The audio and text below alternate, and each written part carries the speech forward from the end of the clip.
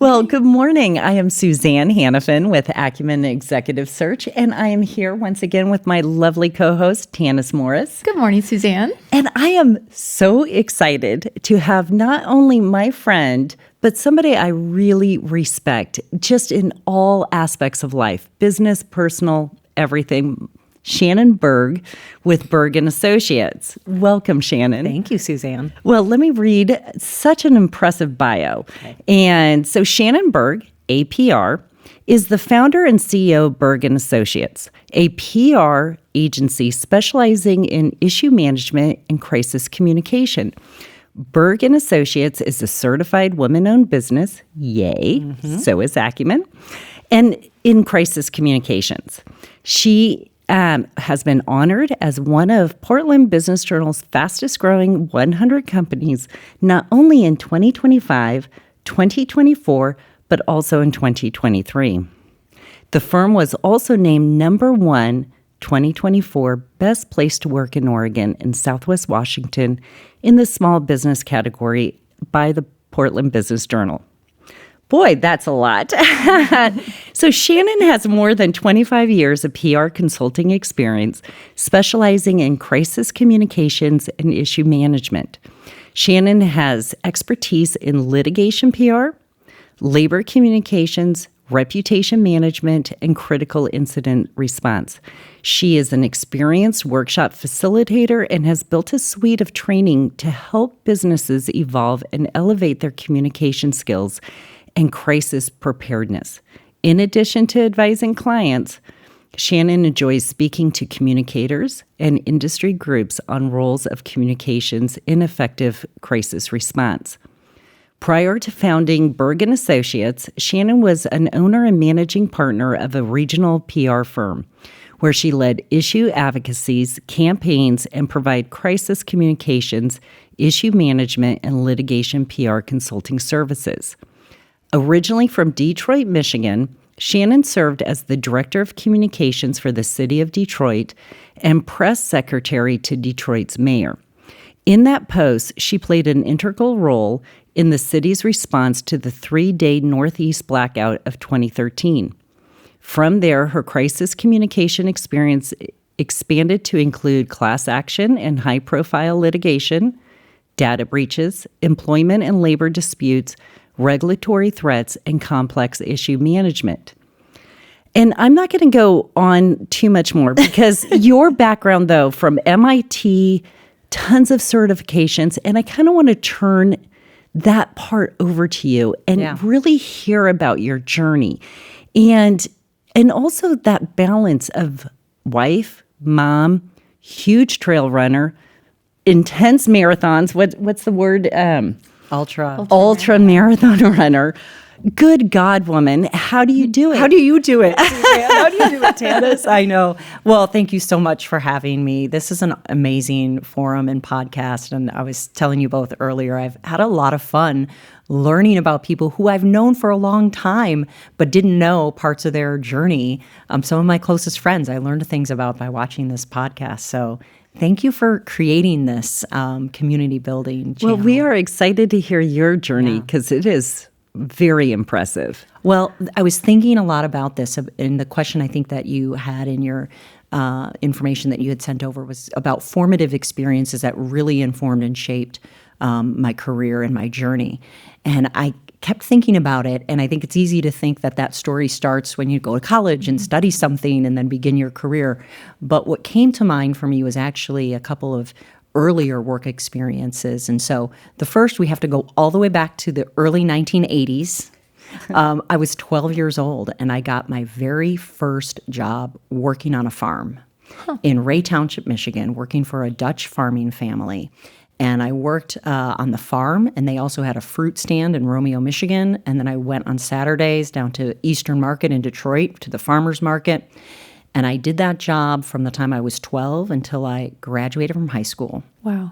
And while I worked on the farm, the farmer, Ray, and his wife, Linda, would talk to me, and they would share things about their faith and their life and their farming, family history.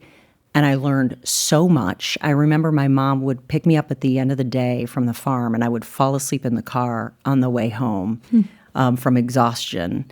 And at the end of that very first summer, I'll never forget this. I took what I had earned, and I went shopping for the first time ever at a department store. It was Hudson's.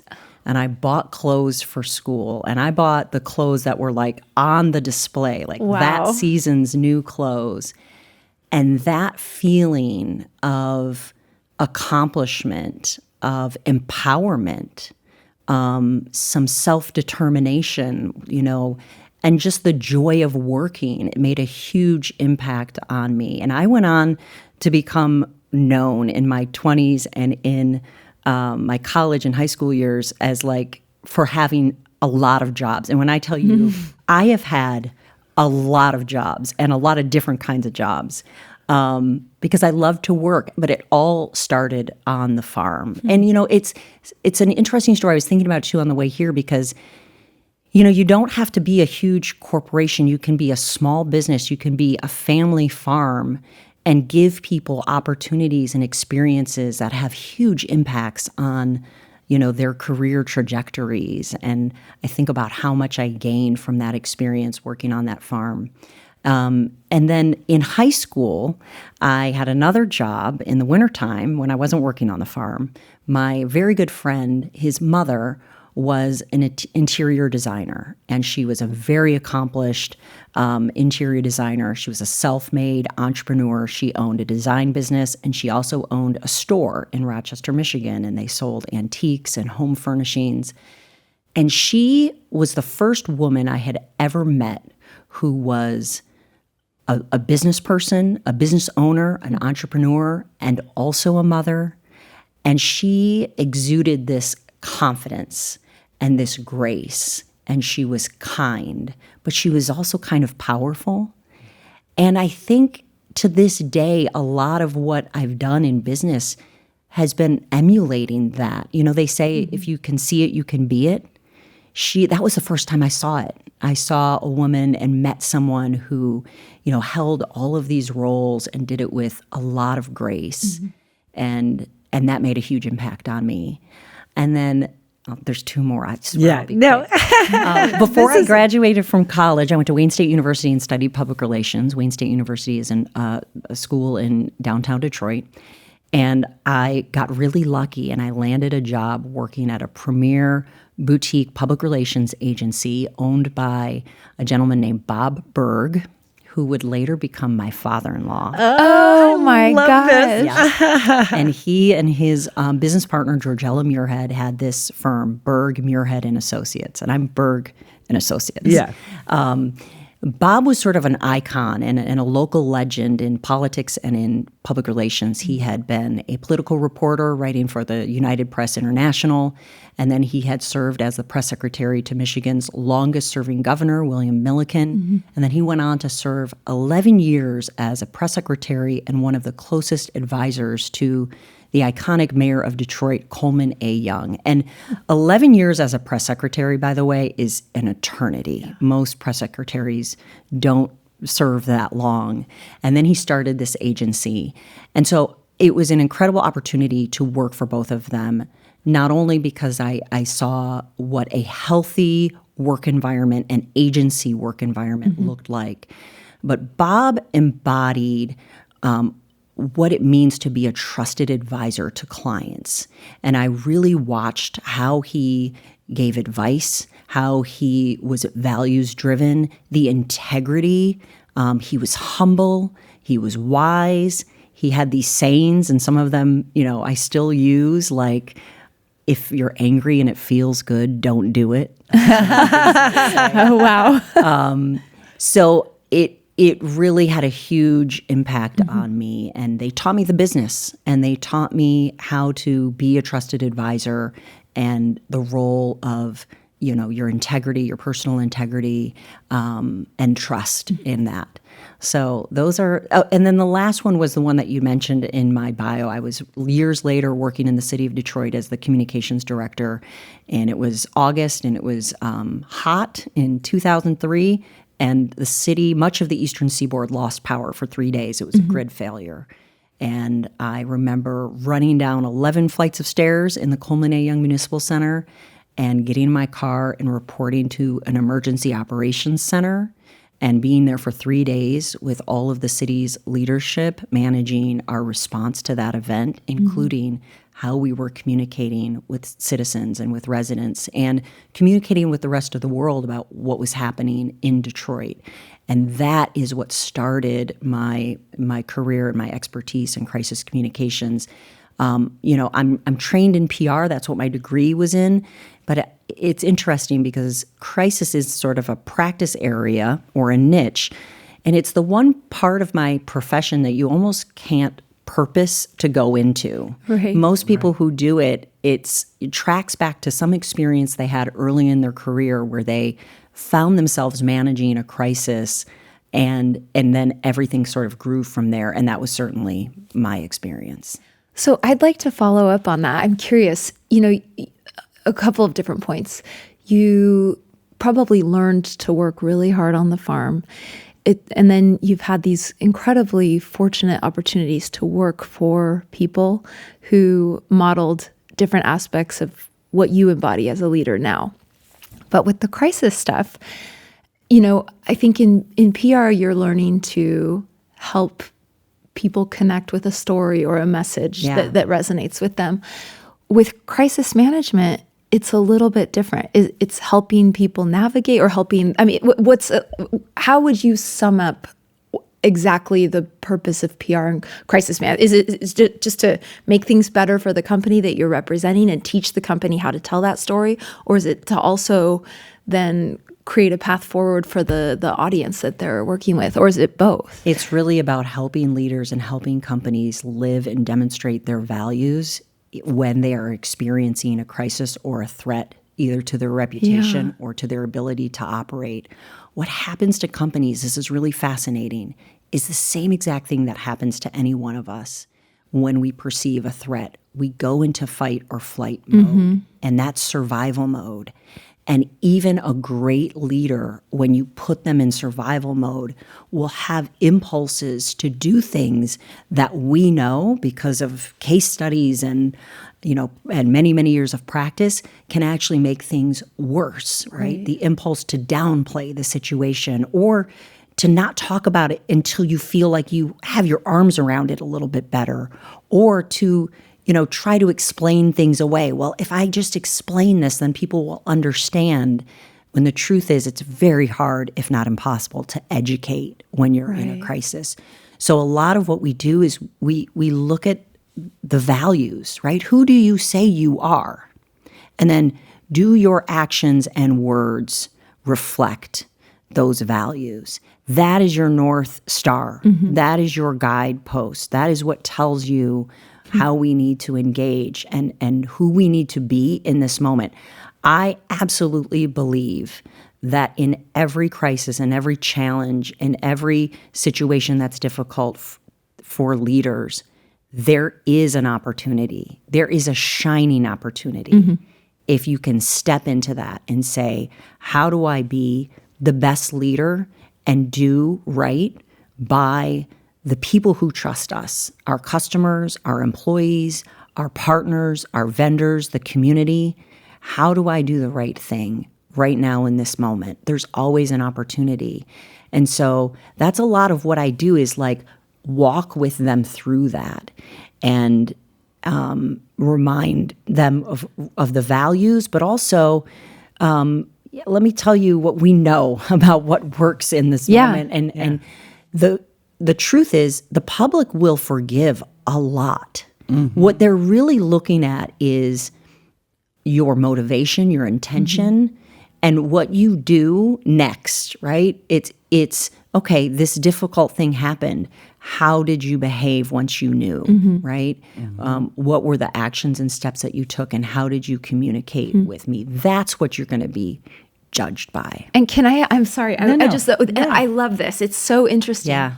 What part of that crisis management kind of, I don't even know. It's so much more than like segment of the market. The all of these ideology, elements, yes. all of these elements of crisis management. What do you think was in you that resonated so strongly with this aspect of the business? That is such a great question. I'm sorry, I'm kind of going off script. No, but I'm just fascinated because I love you've it. talked about. It's interesting because you started by talking about people that you admired and their values, and now you've brought it back to having your values be your North Star. But I'm curious, like, what do you think is in you that really drew you to this particular element of the business? Well, some of it is my strengths profile. So I don't know if you've done like Strengths Finder. So assess, select, strike. My professional coach has always told me, like, there's actually a reason why you're good at this. It's about how you're wired and your strengths, which, I see connections, I see patterns. I'm able to really, really quickly assess, select a path forward, and kind of see it. So I'm wired to be good at it, but I actually just really like helping people. Yeah. And some of the most satisfying moments have been these times when I've been working with leaders, walking with them through a situation. And, I worked with someone once who said, you have to tell me honestly, should I step down from this? Is this going to harm my reputation as a leader? And I said, no, there's always an opportunity. You're going to get through this. There's going to be moments of discomfort, but here's the good news, and here's what I see. And that's exactly how it played out. And I think he came through that experience a stronger leader, and he stepped into that moment with so much integrity. And just to be with him through that whole progression from uncertainty to doing the hard thing, having courage, and then seeing how that contributed to his growth as a leader, deeply gratifying. Like that feels almost like an honor for me to be able to play that role and be with someone in that moment. So I think some of it is just liking helping people. Yeah. I had another leader I worked with for many years who would always call me when something, unexpected happened. And one day he said, God, I always feel so much better after I talk to you. And I savored that. Yeah. I was like, that's what I'm here for. Well, and you talk about the intentionality of in a crisis or in any challenging moment, you have to go back to those core values. So for you as a business owner, how did you kind of start Berg and Associates and the values that you bring into your own organization? Yeah. So, the values that I've always said that are important to me is courage and empathy. A lot of what we do, and what we're advising clients to do does require sometimes some courage to really, and even in the workplace, sometimes that's about having a difficult conversation, but always bringing courage to the work that we do. And then empathy is actually, it's actually so core to the practice of communicating, right? So as communicators and in public relations, we talk about thinking about your audience first. Who are you talking to, right? What do they care about? What do they need to hear? Starting with your audience is step number one, no matter what it is you're communicating or what story you're telling or who you're talking to, who's in the room, who are we talking to? That is, in my view, really about empathy, putting yourself in someone else's shoes and starting from their perspective. How do you earn the right to present your rationale, right? It's by first acknowledging the view of the person that you're engaging with. And so courage and empathy are the two values that have always meant a lot to me. I think I started the company because I am wired for entrepreneurship. I started another agency in Detroit, actually. But when I moved out here to Oregon, I knew that I was starting from scratch with building a new network. And so I closed my first consulting business and embedded with a agency, a public affairs agency here in Oregon, so that I could really get to know the region and build that network from scratch. But 10 years later, I had built a network here. And it means so much to me. And you're part of that network, Suzanne, and you're part of that network by extension. And so I realized that I had the resources once again to set out on my own, and that entrepreneurial drive, that get out there and create something. And I had had all these examples in my early work experiences of people doing that. And then that sense of, autonomy and self-determination that you have, that was always in me. So it was just the time was right. And so I started the business in 2017 with those two values as my guiding light. And then talk about how you built your team. Like, I would be curious to know, so how long was it just you? And then when it was time to grow, how did you, what qualities were you looking for? And how did you go ahead and build, what is now being recognized as one of the very best places to work in the state? Yeah, it was a progression, right? First, it was just me. And then it was me with some independent contractors. And then over time, I said, okay, now I need something a little bit different. I need a full-time employee team where we can create more brand cohesion and I can have more certainty to service the commitments that the company is now engaged in for client services. So it evolved over time. I think there are two things that I feel really proud about. So there are two types of workers that have thrived in our environment. One is women who took time away from careers to be at home with children while they were young, and then were stepping back into the workforce after a long break. So we've had more than a couple of women come back into the workforce through our firm and do so well. And the reason why is because I created a place where they could kind of do that on their terms.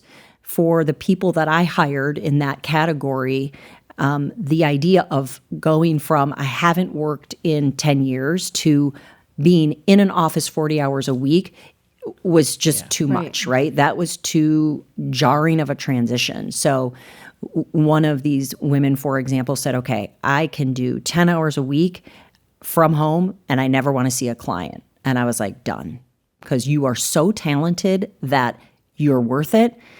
And then at some point she said, you know what, this feels good. I'm acclimated. I want to do a little bit more. And, after a number of years, she was a VP. She was leading client relationships, but she was able to do that on her terms. And we were just grateful for whatever it was, however she wanted to show up, because the talent was undeniable. So I'm really proud that we've been a workplace that has allowed, more than one incredibly talented woman to re-enter the workforce after a break. And then we do also really well with very early career professionals just graduated from college, right out of college. First professional job, and training and investing in them and seeing them grow. And you're seeing me light up because it's so fun to watch. I bet. And to be a part of, to see like the expansion of what they're capable of, starting from, I just graduated from college. I don't know how to use Outlook. I mean, really, to leading client relationships and leading projects and using tools and platforms and learning how to, manage relationships and communicate effectively and move work forward. So we've created a place that's been a place where both of those folks can really thrive, and I'm really proud of that. So first of all, as a woman who stayed home with her kids for a really long time before reentering the workforce, I love hearing that pathway you've created, because it's very daunting and hard to find a way back in at times. Yeah. And I think I just have so much love, honestly, not just respect and admiration for, but love for the companies that create that avenue. Suzanne's being one. So that's really interesting. But I'm curious to know, like, what skill set? I mean, so if you're having like a college graduate come out, I know you can get a pretty good sense of people through meeting with them, but I'm curious to know how, what specific qualities, and even with, I guess to some extent, both of those kind of demographics are untested, and they've both thrived in your company. So I suspect you have a little bit of secret sauce or magic for identifying who's going to really, do well. And do you know what that is, or is it just kind of gut? A lot of it is gut. Yeah. I know who our team has become. We're a high-performing team. I mean, this is a team of people who care a lot about the quality of the work, about the outcomes and the results, high integrity, high performing, but also it's a highly supportive environment. And we invest a lot in giving our employees in the generosity of the company, in competitive pay and benefits.